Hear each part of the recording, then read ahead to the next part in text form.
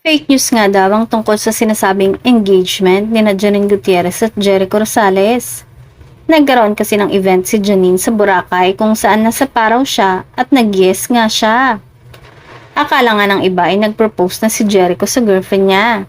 Pero hindi nga ganun ang nangyari dahil ang pag-yes ni Janine ay parte ng bagong kampanya bilang endorser ng isang health maintenance organization.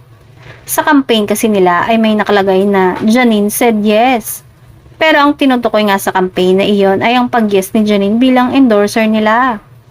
Samantala, hindi naman nainis si Janine sa chikang yon. Actually ay natuwa nga lang siya dahil pati nga si Jericho ay nadamay pa sa bagong campaign ng ini-endorso niya. Pero syempre, nilinaw ni Janine na hindi pa nga sila engaged ni Jericho.